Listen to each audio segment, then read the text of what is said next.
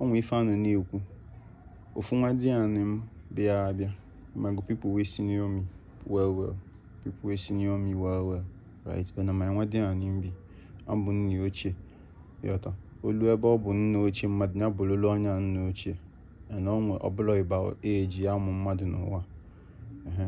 So one of my nwa di anyị we come dey talk something. I can't just be like nwa di anyị onwe chọọ gị okwu onwe ife a ga-emeli gị. So my nwa di anyị come be like na onwekwa ife ọzọ ya emelu m na-abụọkwa say nke na imebego memebelu say as in the cook na the chop.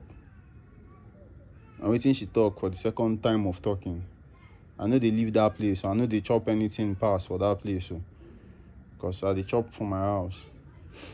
So I just be like oya now. I just but as I comot go one side come back, the talk no resonate, no go well with me. I come tell am say nne makwụnye bụ nna ochie. I tell am say abụọkwa m nna ochie ndị olili o, say otu a na adị m active n'ife nna ochie dị.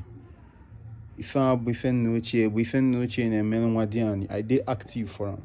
So abụọkwa m ndị nna ochie ndị olili. It was important. I told her it was important that I clarify this to you. Abụọkwa m ndị nna ochie ndị olili. Asịzi ọsọ chuba nwata nwata ikwu nne na ọsọ na-achụ ya. Ọ bụrụ nna ochie ndị bụ just ka ebute ife ka a na-elibe ife n'ebe a. Tell am say I no be those people. And she immediately hear me, right? Abụ na nna ochie ndị olili. Ọnya bụ na ya na-asị na iji ọfọ, but ịbụ nna ochie bụ so olili ka ịbụ. You no fit elu mmadụ ọfọ na you no fit go wapụ ọjị ka ndị ichie chụbọ ya na-achụ nwa di anyị gị. Ị na-aza nna ochie, ị na-asị na iji ọfọ, ijila ọfọ, ịbụ onye alụ anyị, ịbụ okenye nọ n'ụlọ.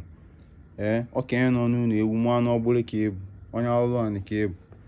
And ndị ichie ya ebe ikenga na-adịrị ile, you're gonna get the axe.